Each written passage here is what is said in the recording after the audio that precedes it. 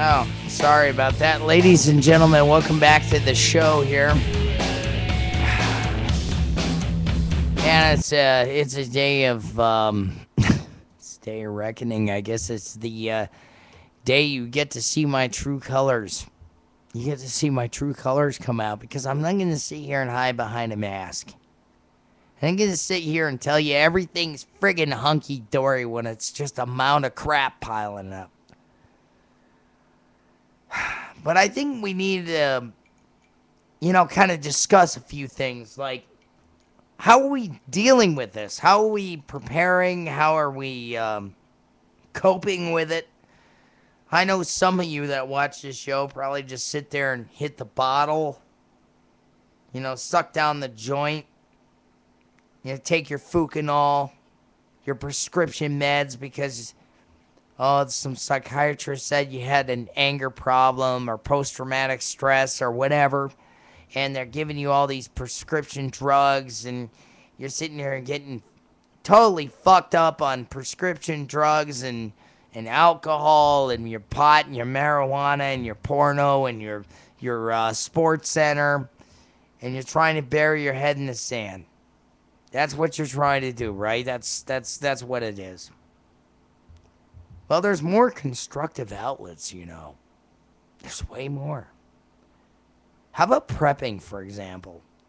Now, we've never really touched on this show. I've recommended you do it.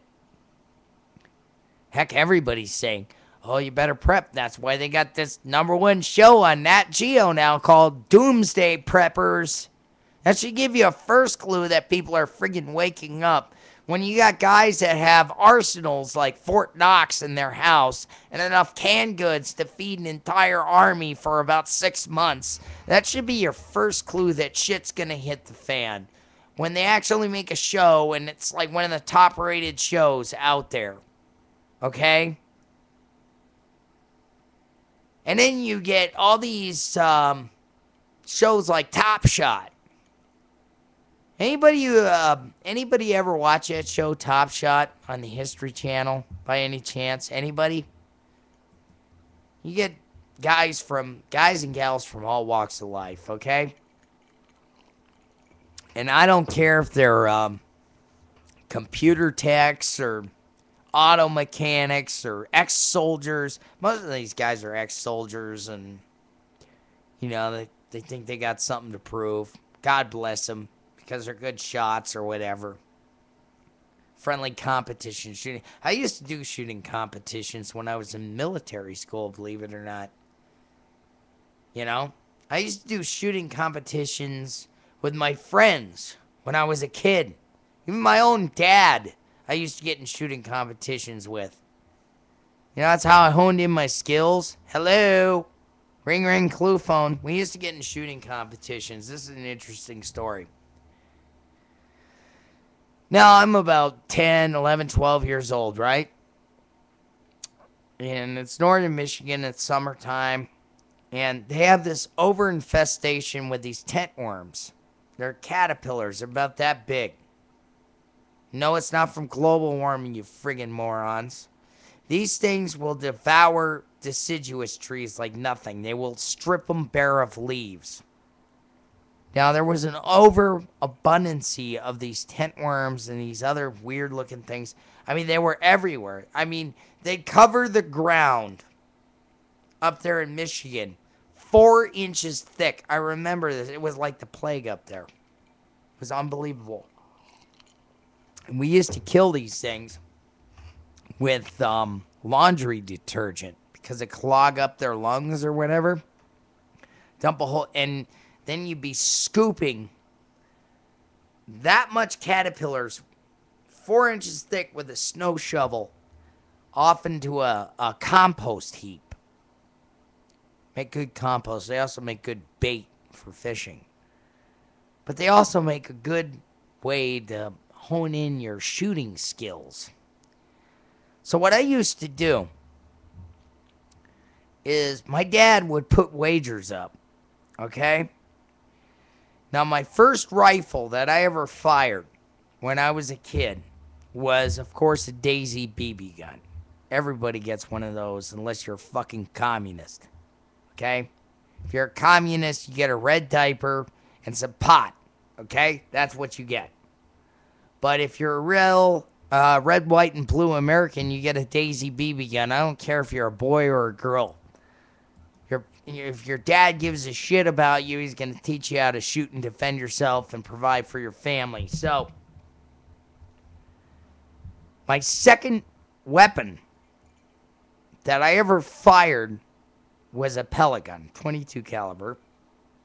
And then third weapon, when I hit about 12, was my Grandpa Harry's 22 caliber Remington long rifle, bolt action 22 with a scope on it. Okay, now I had a Bushnell tactical scope on it. Nice scope. I mean, you could see probably 200 yards with this thing. And that 22 would travel 200 yards easy. All right?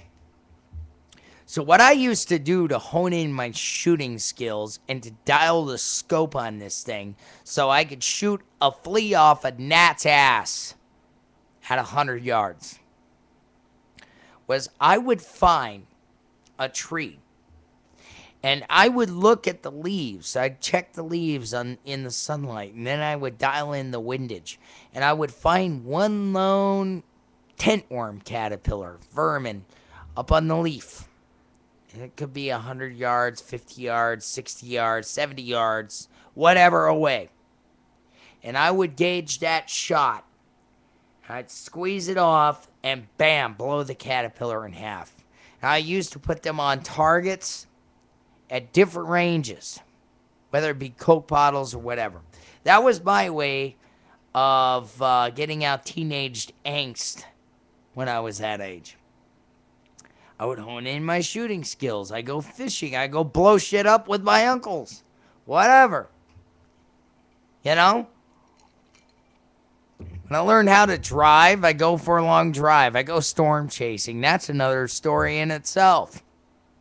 We're going to do a whole show on storm chasing, and no, it's not for you global warming nuts either. It's because I liked the adrenaline. I liked going out and chasing tornadoes and seeing the heartland and seeing real men and women that had balls go out there and chase things that were a little beyond our understanding. All right? Man, what a crazy show this is becoming. This is turning into an hour-long monologue, but I really don't care at this point. We're talking about outlets. We're talking about ways that we deal with stress, the way that we're coping with things. Now, some of you think it's a great idea to just, turn into numpties and, watch American Idol or whatever. No, that could be an outlet. I'm not saying American Idol is trash, but I'm telling you, folks, I mean, it's not as good as some outlets, okay? I mean, what do I care about some 17, 18, 19, 20-year-old slut wearing some low-cut dress, singing somebody else's song for a communist network? What do I give a shit? Yeah, they got talent, but they're going to be involved in the next sex scandal. You just know it, or something. There's always some kind of sex scandal or perversity or some schmucky, stupid bullshit that comes out of it. I don't know why I waste our time with it, but I guess that's America's obsession, is with the Hollywood idiots and the next greatest musician that comes out. Let me give you some constructive ways of dealing with this crap. Okay? Now, I don't always follow my own advice, but I'm just telling you, when the rubber meets the road, you're going to get pretty friggin' tired, and you're going to need to have some kind of creative outlet or some kind of stress relief to deal with it. Otherwise, you're just going to be like a pressure cooker, and you're going to end up going postal on somebody, and you don't need to do that. All right? Find something you're passionate about. What are you passionate about?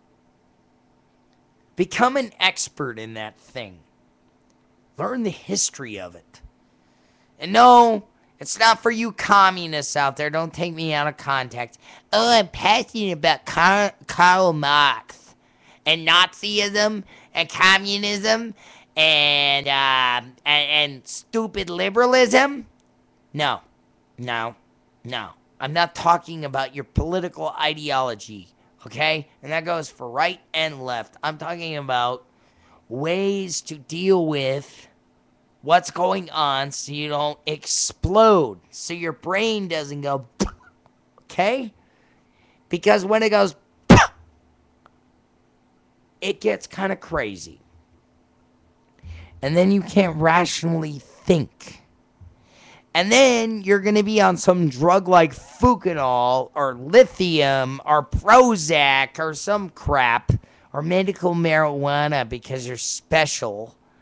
And you need to vent and get your crap out, and you need to see a therapist to deal with anger management. The reason why people are pissed off and have so much anger is because they have no outlet, and they can't get away from their jobs because they can't afford to get away from their jobs. Because this country is so screwed up that the dollar is declining. The government is raping us.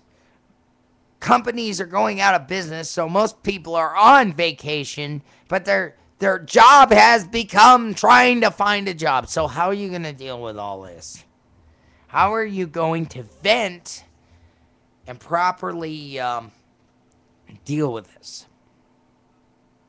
Okay. Well, you could always hit the bottle, right? Or your drug of choice or whatever. But that's kind of the typical anti-God, stupid way of handling it. Okay? Now, granted, people do that sometimes, you know? They get so stressed out and aggravated, they gotta have a drink, calm them down, get their head right, whatever. But it's really getting your head right. No, it's just numbing the pain so you can get through it and go through the motions and get through another day, right? That's what it's doing. It's not helping you at all. There's no outlet, there's no production, there's nothing. It's just stagnation and bullshit.